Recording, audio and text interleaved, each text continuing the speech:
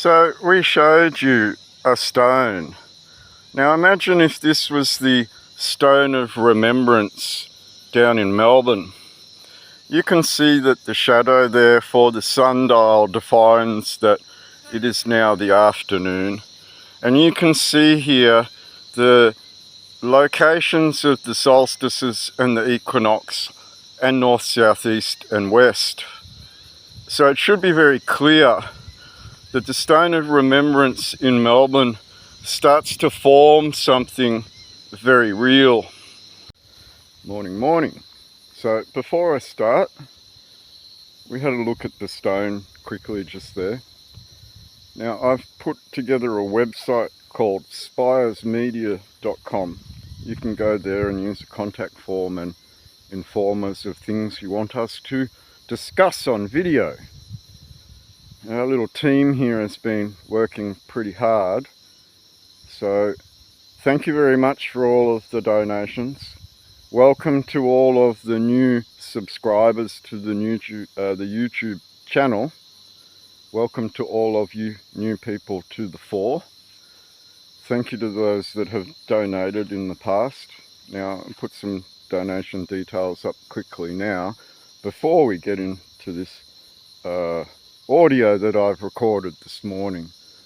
So if you could see it in your kind heart, then by all means use one of these donation portals to help and support us to do what we do. We have a bell tower project at belltowerproject.com, which is slowly picking up. We've raised over $2,000 so far in our bid to help the Anglican Church in far North Queensland to raise a bell up in a bell tower. So you can also go and donate into that bank account, which is separate. Everything that goes into that account will go directly to the Anglican Church. Nobody will be paid from that account. That is 1000% funding for a bell tower or historical precinct refurbishment, not only in far North Queensland but around the country. So now look at this audio this morning, but before we get into that, I would just like to thank Malcolm Roberts' office for entertaining us for 30 minutes, because that's quite a long time for a parliamentary office to give us the space to talk and listen. And I would like to thank the young lad on the phone for being very professional, very educated young man. He knows a lot about the Constitution, he knows a lot about the country, but there comes this point of forgive them for they know not what they do. But being fully informed of what they do might actually change that equation when it comes to war crimes that have been committed by what could be considered administering powers in our Commonwealth under the Hague and Geneva Conventions, as clearly defined in the Criminal Code Volume 2. So Criminal Code 1995 Volume 2 talks about all of the Hague and Geneva Conventions and the responsibilities to the ICC that has recently found acts of genocide to be occurring in certain other lands that many of your parliament politicians are in cahoots with, and therefore could be considered to have conspired or aided and abetted or acted in joint commission to help that genocide to have taken place.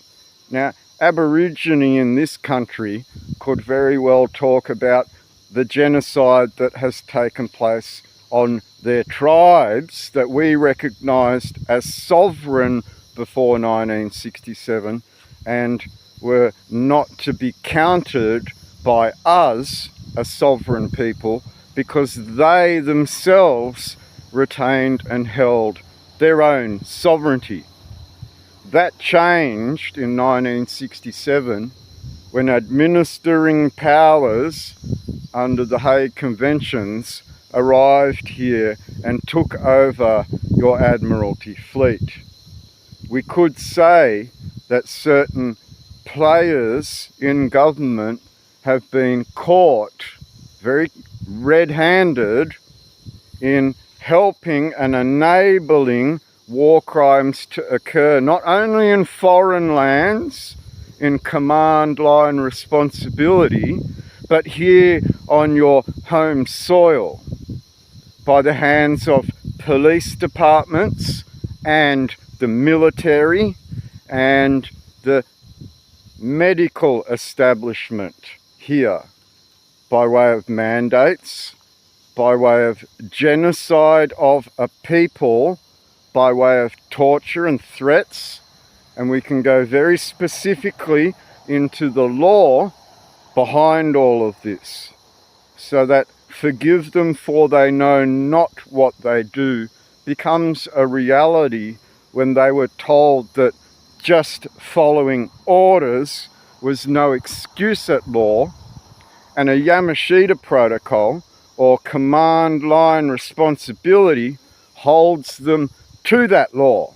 Isn't that right, Angus Campbell, Chief of Defence, while your soldiers, under the command of a certain political figure, committed murder on civilian areas of Afghanistan, much like they have on civilian areas of the Commonwealth of Australia.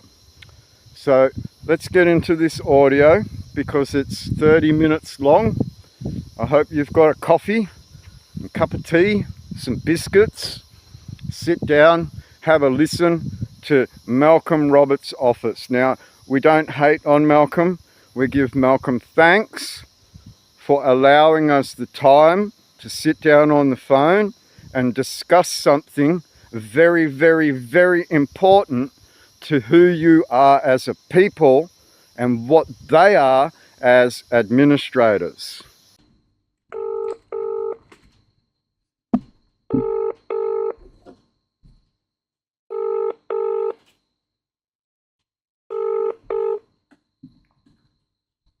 Good afternoon, Procedure Office, Chris speaking. Oh, have I reached Senator Malcolm Roberts' office? I'm afraid you have not. You've reached the Department of the House of Representatives Procedure Office, I'm afraid. You've got your phone number on Malcolm Roberts. Is this 62773694? You've reached, it's called a generic line. I'll just, I don't... Right, so his office might be empty and it's come through to you. It very well could have. Let me just have a quick look for you. I know some members are there, but obviously being so close to coming back, they might... You might. Have you tried his electorate office? I'm about to. I usually try the Parliament first. Yeah, no, look, I'd give his electorate office a call. And yeah, look, sorry, I couldn't be of more assistance. No, I understand that we've just come back from holidays, so I don't expect everyone to be there in a hurry. Some of them are, some of them won't be.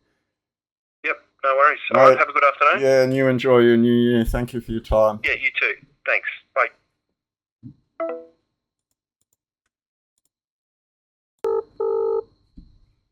Hi, you've reached Senator Malcolm Roberts' office. My name is Josh. How can I help you? Josh, my name's Steve. How are you?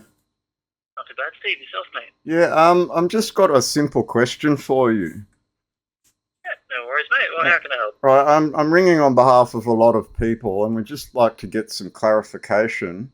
Can you explain what the Great Seal of Australia is and does? The Great Seal of Australia, did you say? Yes. Well, look, admittedly, Steve, I'm going to be honest with you, mate. The Great Seal, I'm assuming you're coming at this from a constitutionalist angle, where the Great Seal is supposed to be like the be-all and end-all sort of like signatory thing to a document in which, you know, all legal and lawful documents in Australia have to be, you know, either stamped or, you know, have the seal present on them in order for them to be valid. But if, admittedly, I have a feeling that we might contend, or we may have differing opinions on what the how valid the Great Seal actually is. Okay, you hit the nail on the head. You're pretty good. You hit the right answer for what a Great Seal should be. So now I ask you a follow-up question. Yeah, go ahead. What's the Great Seal of the Commonwealth of Australia?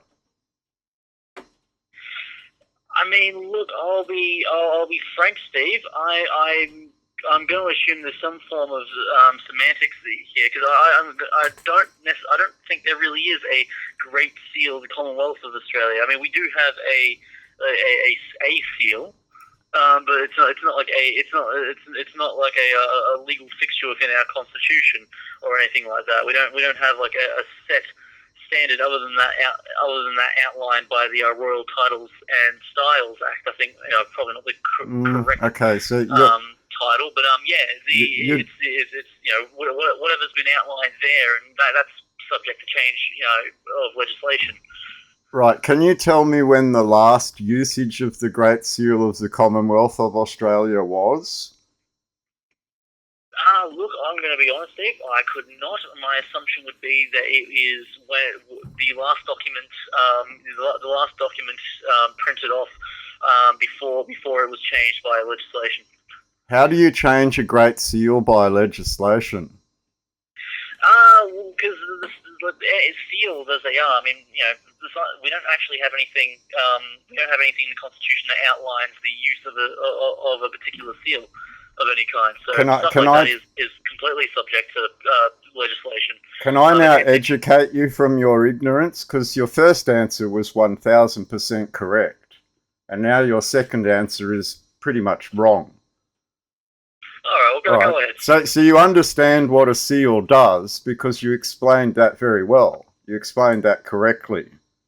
But now you're ignorant of where they come from and where the authority comes from.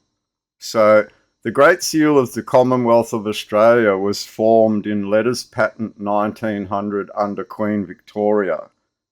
Okay? The use of the Great Seal was the Governor-General's Great Seal until 1903-1902, when the Great Seal of the Commonwealth of Australia was finally issued to the Governor-General. Okay? The last use of that seal was in December 1972 by a Paul Hasluck. I believe he was the Attorney General. I can't remember off the top of my head. So they sealed in law with the Great Seal of the Commonwealth of Australia until December 1972. There was no letters patent issued for the Great Seal of Australia. How was this Great Seal issued and formed in the first place? And you're not going to know, so I'm just going to tell you. A new Order of Australia was created in 1973. And it issued a Great Seal of Australia. This was after the demise of the Currency Act 1965 and the lowering of our Admiralty ensign on the 1st of March 1967. The Great Seal of Australia is an administrator under rules of usufruct under Article 55 of Hague 4 War on Land. It is not the Great Seal of our country. It is the Great Seal of an administrator administering an insolvency after the Currency Act 1965. Are you aware of any of that? I mean, look, Steve, I could not say I'm aware of a lot of the specifics that you mentioned there, but I don't think we're going to come to the same conclusion. No, I'm educating you. And your conclusions can't be any different from mine because that's what's sealed at law. You can't undo the past. The past is the past, and the documentation of the past is on the record. So you can't deny these things. You work for an administrator. You work for the United Nations per se. You don't work for the Commonwealth of Australia. You work for the Parliament of Australia, not the Parliament of the Commonwealth of Australia, so defined in the Constitution. You don't operate under the Great Seal of the Commonwealth of Australia as defined by Queen Victoria in Letters Patent 1900. The Great Seal of the Commonwealth of Australia was used in this country for 71 years, proving that it went through multiple reigns of kings or sovereigns that would issue you that authority. So where does King Charles III's authority come from if it's not the authority in the Great Seal of the Commonwealth of Australia? You don't know. Because you're not... I'll be frank with you, Steve. I disagree with a lot of the assertions there. You can disagree all you like. I already stated to you that you can't undo the past. You can't. And defining this on the courtroom record very clearly doesn't allow you to speak the rhetoric of politics over and above the law. And that's no court has agreed with you, mate. I would beg to differ. I would beg to differ, mate. Okay? Now, we will hold our ground knowing our facts, proven with the historical record. You can't undo the past. It's on the record. You can go and look at every document that I have pointed out and see that I am not lying to you. I'm not talking an opinion here. I am giving you the historical record. Okay? Where does a king get his power from? You don't know. Where does your constitution get its power from? You don't know. Have you read the preamble to our constitution? I actually have. In fact, Steve, I have a feeling I've read the Constitution more than you, mate. I doubt that as well. I totally doubt that as well. So can you quote that preamble to me? I can indeed. Give me 2 moments.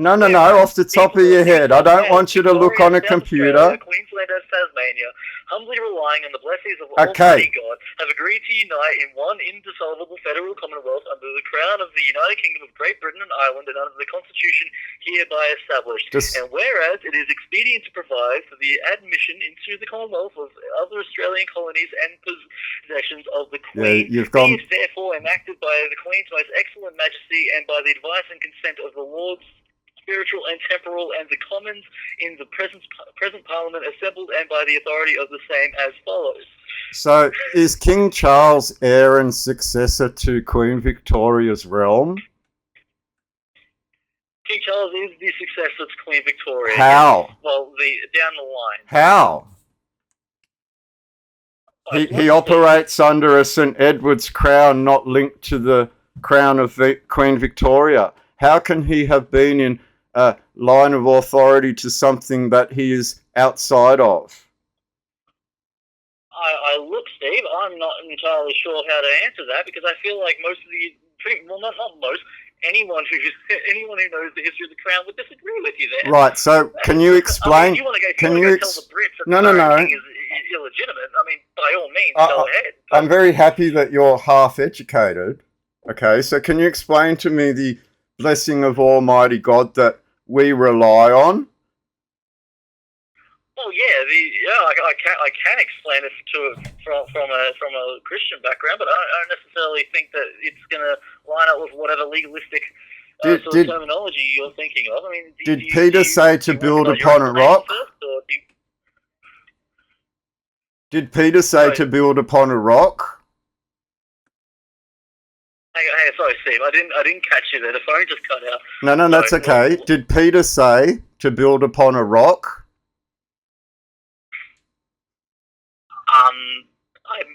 Jesus said he'd build his church upon the rock, and he stated that to be Peter. What rock would that be?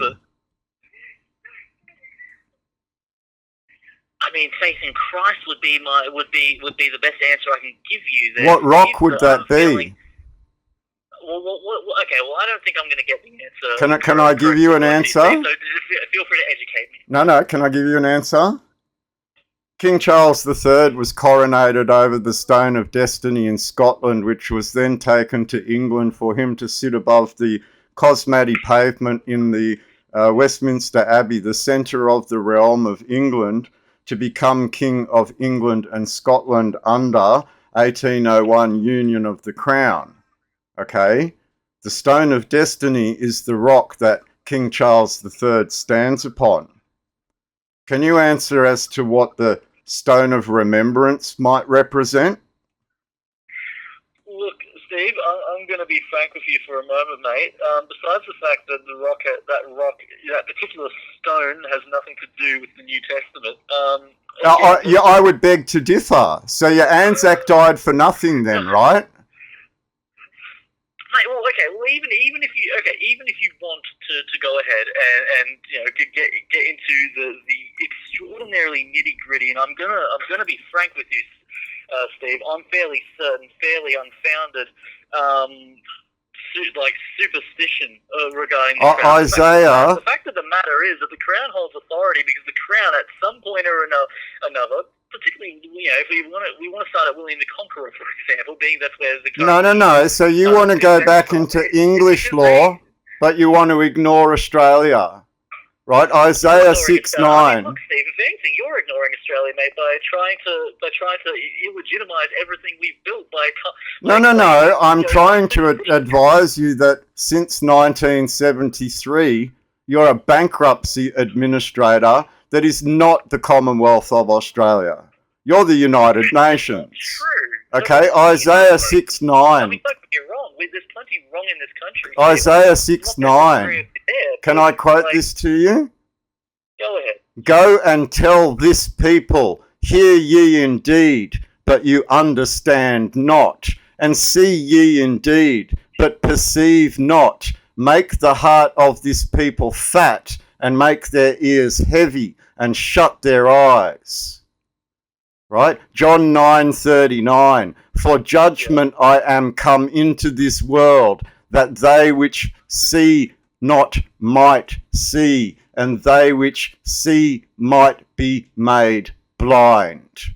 Hosea 4:6. My people are destroyed for lack of knowledge. You don't know anything about your foundation stone in the Stone of Remembrance that your Anzac died for in the First World War, leading to the League of Nations, leading to imperial conferences, leading to the Statute of Westminster 1931, where the motherland cut the sun away and said that it would no longer rule over the sun. So why are we tied to London again? If they cut us off in 1931 and made us a kingdom, and in 1927 started construction of the Shrine of Remembrance, let all men know, it says on the side. This is holy ground, it says on the floor. Do you deny the foundation stone of this great Commonwealth of Australia, Kingdom of Australia, so forged by your Anzac, sealed in stone, in a king's domain, So your kingdom and your king's domain are abandoned for you to follow the Great Seal of Australia instead of what would be considered your inheritance, your birthright, as per the Act of Settlement 1700, as per the Bill of Rights 1688, found under Imperial Acts Application Acts in every state of this Commonwealth. Did the states join an Australia Act and abandon their Commonwealth to join something out of Australia House in London? Unfortunately, yes, you did. You abandoned your people. You abandoned your inheritance. And this might be the reason why no one can afford a home, no one can afford food, and everyone is being pushed out of their homes because they can't afford to pay the interest off People on their can't mortgages. afford to pay their bills, Steve, because we are bringing in more people than we could ever possibly have. Well, that is part of the story. Renewables when we have abundant natural resources already at our fingers. 1,000%. But the United Nations, doesn't give a shit about the United Nations control those assets. Around and say that people are suffering just because of some superstition, which again. Hang on a second, superstitious. Let's go backwards in law. You're telling us that you're saying to me, Steve, you're saying to everyone in this office, including the good senator, who's let's say a handful at best, people who are actually trying their hardest to bring this country back from the brink, and you're saying that we are the reason why everyone is suffering because we. No. I didn't say that at all. I said you serve a foreign power, and that is the reason. IMF Act 1947, Reserve Bank Act 1959, right? Demise of the currency 1965 in the Currency Act 1965. Lowering of your Admiralty ensign on the 1st of March 1967. Creation of the Order of Australia 1973. Creation of the Great Seal of Australia 1973. You work for what's considered to be an administrator. If you own a company and it goes bankrupt and administrators move in, they are not your company, are they? You work for the United Nations. I work for Senator Malcolm Roberts as an employee of the Parliament, technically. And you work for something foreign. By a percentage vote in the upper house. That doesn't mean anything. You can quote all of. You can quote all of that all you like, mate. It doesn't give you a line of authority linked to your foundations. And you're telling me that, like, say I'm Microsoft, right, and you're Apple, and you come into my business and run my business. Am I Apple? Humor me for a quick moment. Even if we were to agree on all this, that the government's illegitimate and all these bad things have happened purely because of like us forgetting the quote unquote foundations, and the government should be all sacked. And we should lest ye forget. How would that solve the issue? If, lest ye forget. And people vote inevitably end up voting for the same people. Like, well, what do you actually? You said you like we were to just get rid of everything. You said you were a Christian at heart. Absolutely. Why go running back to the golden calf every time? Moses came down from the mountain with 2 tablets and said, obey God's law. And you all said, no, fuck that. I'll go back to the golden calf and I'll deal with the Reserve Bank money. You abandoned your estate and your inheritance, lest ye forget. And it's unfortunate but true. And I will point out as well, you're very right. Immigration has destroyed this country at the hands of those in executive branch government. And here's the problem that you may or may not realise. You look at a Prime Minister that put out a referendum, right? Who issued that referendum? It didn't go through the representatives or the Senate before it became a referendum, did it? It came straight... You're talking about the Voice? Yeah, it came straight out of... Went to vote. It came... That went to vote. We voted against it. I didn't say that. I didn't say that. That's not what I said. I said that it wasn't created by the House of Representatives or the Senate. It was created by the executive branch, which is a separate chapter to the Constitution. No, that's semantics, though, Steve, because every piece of legislation comes from outside the House of Representatives. Again, goes to vote. The House of Reps and that will amend it, or they'll pass it, or they'll deny it as they see fit. Who controls? The Senate. Unfortunately, in this case, Albanese and his bloody gang of thieves. They created the idea, the question for the referendum. They passed it through the upper house. The Liberals helped them pass it through the Senate, and then we had to waste for $400 million on settling a question that nobody ever wanted to ask in the first place. I mean, don't get me wrong. We agree that this stuff's bullcrap, but you can't say it. Nothing you're saying here makes any. Who controls the executive branch of government? Who controls the executive branch of the government is the government of the day. Technically speaking, the Prime Minister. No, it's not. But like the legislative is the houses being the House of Reps and the Senate, and then we've got the legal. I can legal term is the court. I can appreciate that these commissioned ministers like the Attorney General and the Solicitor General, and they're the government of the day. Have you ever considered a military behind them? Have you ever considered that military is the head of that executive branch through the Governor General? Have you ever considered that military to be a foreign power? Have you ever considered that military to dictate to you because it's linked to the West? Have you ever considered that military has command? Mate, if our military had command, this nation would be a hell of a lot different than it is now. Maybe a little bit. We do not have...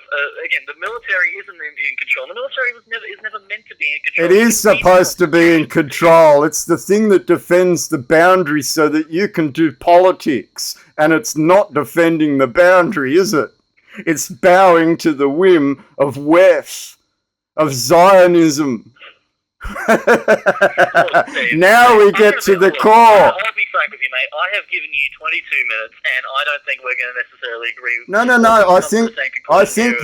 I think you see, but you're not willing to say it, right? I think you see 1,000%, and you're not willing to say it. So can I say the last thing?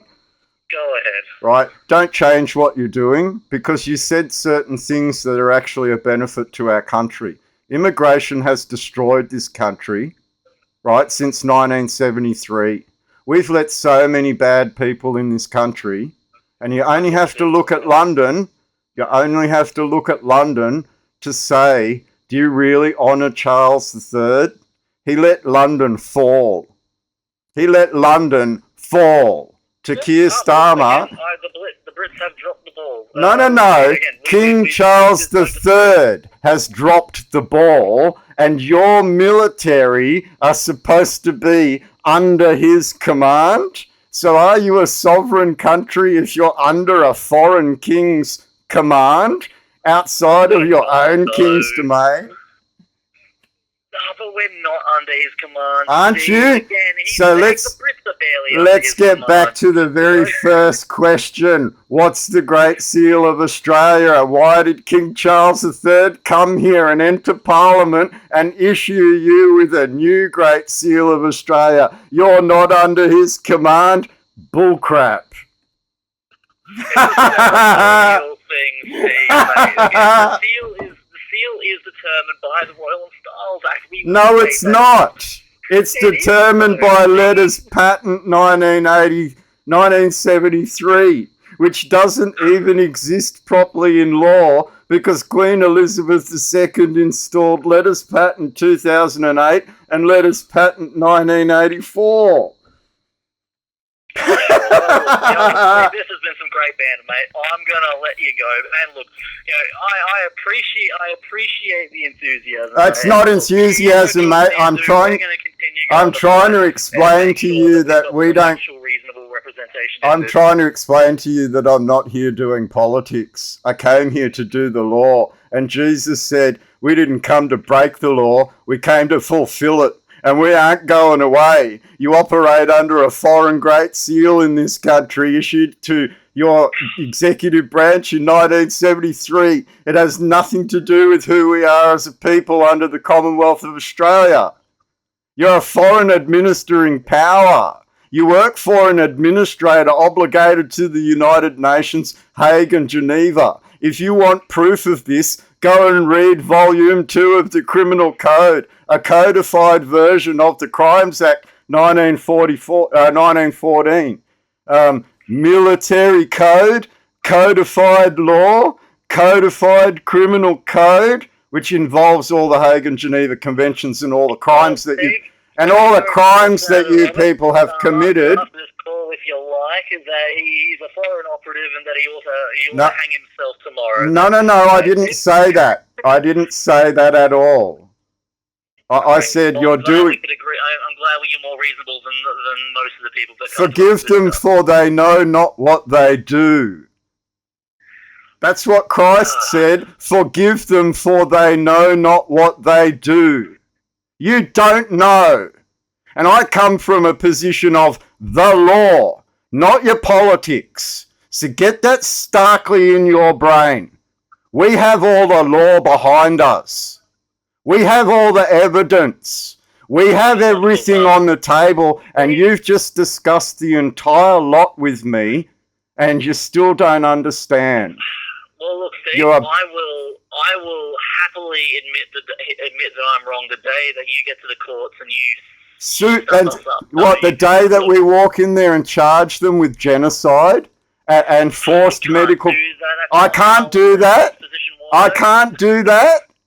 Go and read the criminal code, mate. Smart man, Steve. I do believe. Go and read the criminal code. Do you understand what forced medical procedure is? Is that a mandate? Is that a Nuremberg offence? Pardon? Is that forced medical procedure by mandate a Nuremberg offence? Quite possibly. Again, so it's a crime. Again, we're getting to the... That's why we're wanting a royal commission into things. So we can No. You want to do a corporate... You want to do a corporate whitewash when we walk into the Supreme Court and actually charge all of you for your criminal offences. Do you understand that part? You can go to a royal commission and have a whitewash like you did with the Brereton report, like you did with the Afghanistan inquiry, like you did by letting Angus Campbell in command line responsibility off, like you did... We don't disagree with you. Like you did by letting... We're not happy about it, but you can. It's the law. Calling all us criminals now. No, I didn't call you a criminal. I said forgive them for they know not what they do, and you don't know what you're doing. So there's the forgiveness from us. Well, look, Steve, I do apologise, mate. I've given you 27 minutes, and I've got some actual work I've got to do. So I'll let you go now. Thank you very much for your time. This will happen. This will happen again, and I'm not having a go at you. Obviously, you're a very smart man. Obviously, you know there are problems in this country. I've just alluded you to the reason why they're all occurring. Okay? Immigration is... Immigration, all of it comes from where? The United Nations and the World Economic Forum. You'll own nothing, and you'll be happy because your crown got collapsed and insolvent, and all the land and all the things linked to your crown get dissolved along with it. And you, in that parliament, have enabled that to occur in your ignorance. So forgive them, for they know not what they do. But now you've been fully informed of who you are, who you work for, what you've done, and all of the criminal offences involved in that. So I'd suggest going and looking at the Criminal Code 1995. It doesn't excuse Malcolm either. That's the bottom line. Steve. Well, have a wonderful day, mate. Keep doing what you're doing. Keep arguing the referendum crap. Keep arguing the loss of our rights. Keep arguing the immigration. I'm not having a go at you for what you do in politics. I'm trying to put the law down on the table, right? We didn't come to break the law. We came to fulfill it. Hello, I just defined to you exactly what it is. Well, thank you very much. Enjoy your new year. I hope you had a good Christmas, and thank you very much for the time. No, Happy New Year, man. A belated Merry Christmas as well. Yeah, and say hi to Malcolm. God bless. Will do. All right, pass on my best wishes to Malcolm. Will do. Thank you very much for your time. Pleasure's all mine, Steve. All right, till next time. So that was a pretty in-depth audio, and we thank Malcolm for allowing his staff to take the time out to address this very serious concern. Now, you heard in the audio Stone of Destiny, you heard in the audio Stone of Remembrance, and a lot of you already know through the scripture how that becomes important to who you are as a people. Now, Aborigine are going to have their own foundation stories as defined somewhere on their land, and they are not grasping the difference between a nativity That's a native plant out there on our land, right? That's not Aboriginal land. That's Commonwealth land right there. And that's a native plant. And a creek line runs down there.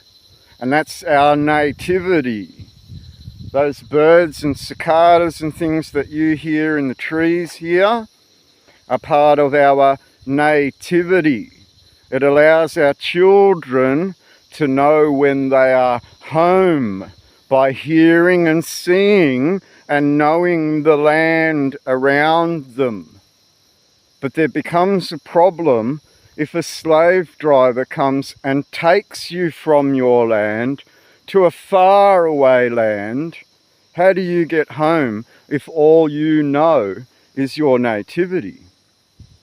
You don't have a foundation stone and a story that allows you to know how to navigate your way around the planet. And this is where we look at the admiralty and the ability to navigate by that stone. There is a lot more to God than you're willing to give credit to. And the rhetoric that comes out of politicians is because they don't know that the rock that Peter told you to build upon was the one that forged and founded your homelands in a king's domain after 62,000 Australian men and 2,500 Aborigine men went off to war to defend the continent from external powers. Tribes and towns joined forces to go and fight enemy that were threatening your homeland. And unless this sinks in, you will forever fall into the race baiting that Pauline Hanson has shown you, the race baiting that the Albanese cabinet has already shown you in their voice, where they sought to take a referendum to change the executive chapter of the Constitution under a blank cheque. They didn't specify what they wanted to change. They wanted to install Aboriginal sovereignty in your Commonwealth instead of giving them back their sovereignty and not counting them anymore in your Commonwealth. So it's time to get a grasp on who you all are as people and tribes. You are the towns. And if you think that Aboriginal native title claims are coming into your towns over your blocks of land, then you're sitting on your hands allowing a government to undermine you while they undermine the Aborigine and start mining more and seeing all that wealth go offshore. Now, if you're confused about all of this, we have an abundance of wealth in this country, and they have given money, billions of dollars, to the Aboriginal industry, undermining your Commonwealth by making you all pay for that, while taking their sovereignty from them and making them subordinate to administration where they control it within the Commonwealth. So I want you to think about everything that's been laid out today, because 2025 is the year where you all stand up. Unless you want to own nothing and abandon your sovereign position in the world, you can own nothing and enjoy it. But there are men of the realm here now warning you very clearly what you're about to lose. Both Aborigine sovereignty and Commonwealth sovereignty on the same continent, wherein you recognise their sovereignty, because King Billy, there are multiple King Billies, it's a title given to them, where King Billy's arrived at the Parliament and were entertained by the Parliament as sovereign kings of their own people, and therefore had a right to interact at a sovereign level with your sovereignty. That was abandoned in 1936 after the abdication of the throne, and the King Billy that turned up was refused, denied. They didn't want to deal with tribal sovereignty anymore. They wanted to bring about the demise of your currency and put you under the thumb of that international force. You gave up everything to play Reserve Bank notes. You gave up your land to play arguing with the politicians. You failed the law. You failed to stand in your capacity with God before those courtrooms, before that police prostituter, that human trafficker, okay? You're the one being pushed around by the state for your sweat labour, so the state can use you as debt fodder to continue an administration under some form of bankruptcy, which is actually fraudulent at law at this point. We watched war criminals lock you down. We watched war criminals mandate you.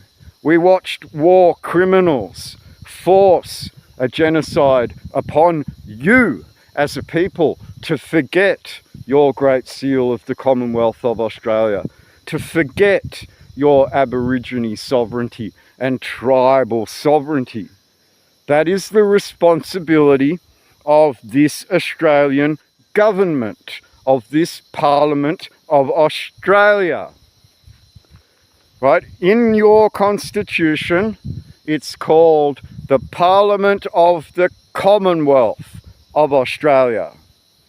The Attorney General of the Commonwealth of Australia.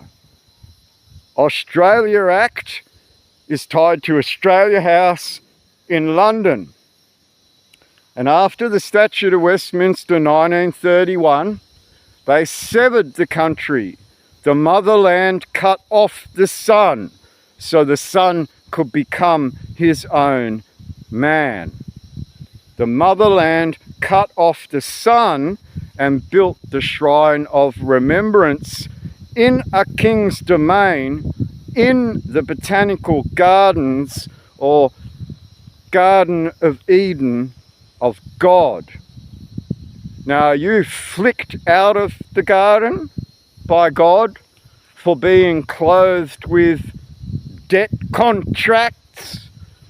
Did Moses come down from the mountain with 2 tablets of 10 commandments only to smash them before the people and say, go back to the golden calf?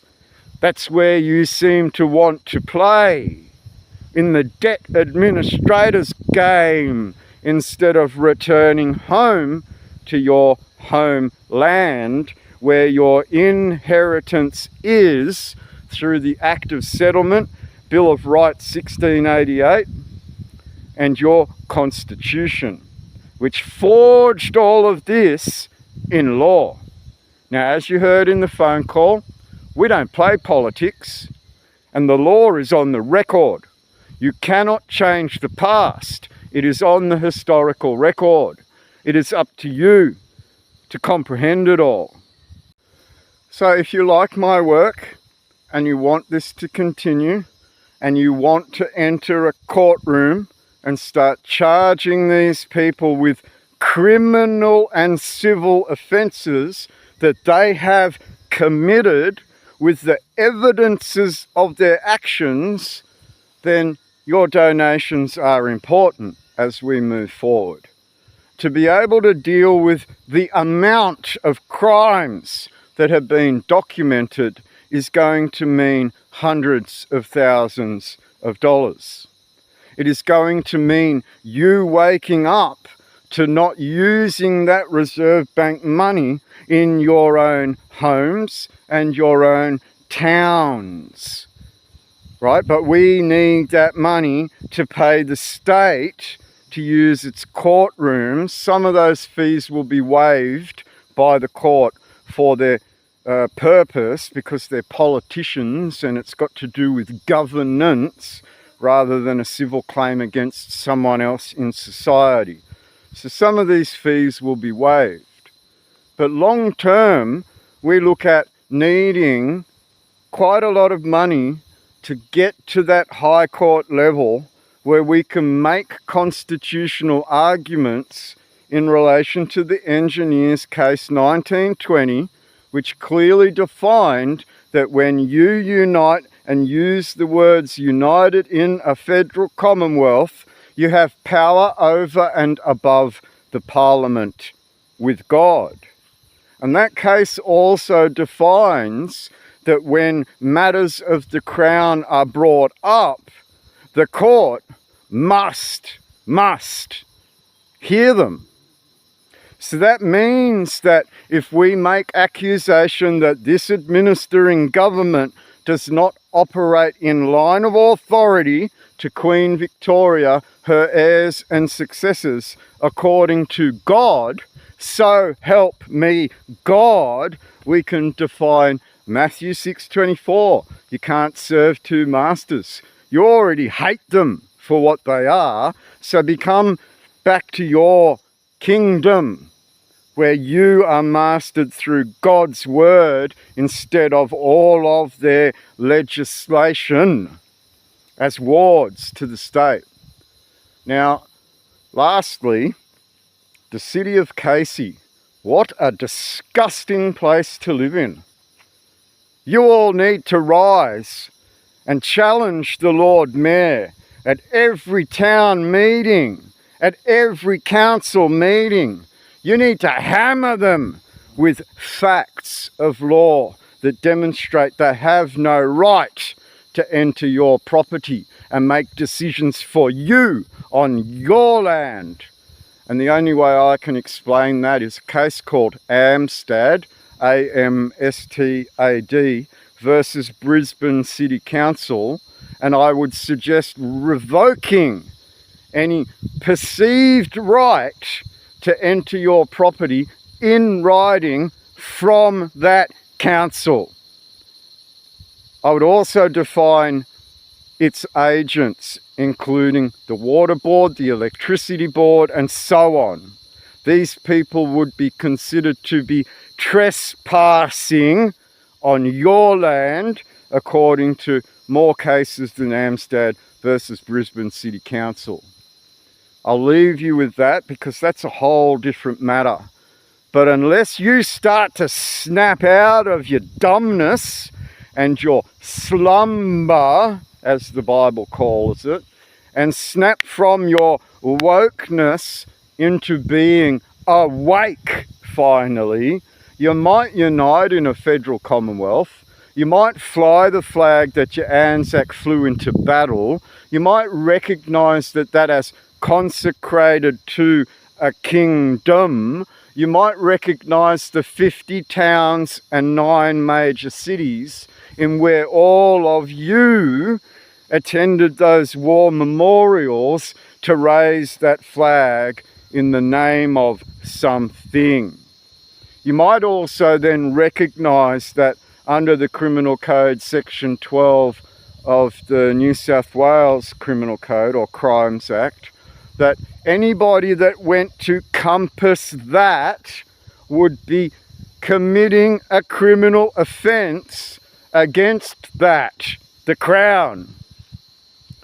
It could be then argued that Section 12 of the Crimes Act New South Wales defines very clearly that it's been sealed at law.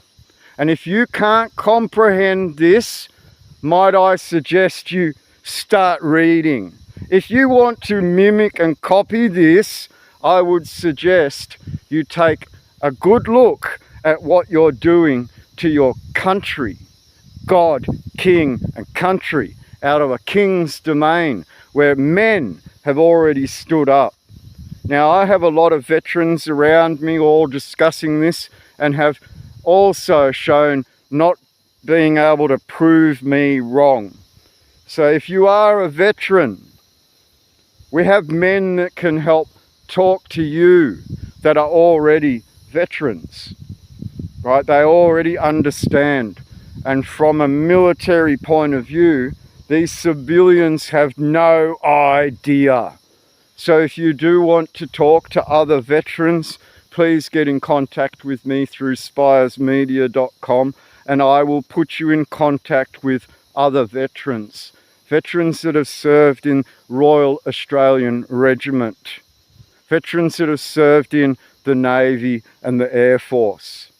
So if you would like to clarify, instead of play this monkey game with all the civilians, you have the ability to contact us and we will put someone down so that they can discuss this with you at length. If you're a civilian, you're not aware of what a military under a king is and does. You're not aware of the rights with God. You play politics all the time. You play always was, always will be all the time. You play better than all the time. You provide all of this law-tarding to try and look good without actually considering what the blessing of Almighty God, so defined in your constitution, might actually mean. Peter told you to build upon a rock. Would that blessing under Almighty God be forged somehow from a foundation that allowed you to find the east line, which we celebrate at Easter? So that would be an equinox at March that tracks across to that Good Friday and that Easter sun day on your sun winter, sun summer, sun spring, sun autumn day.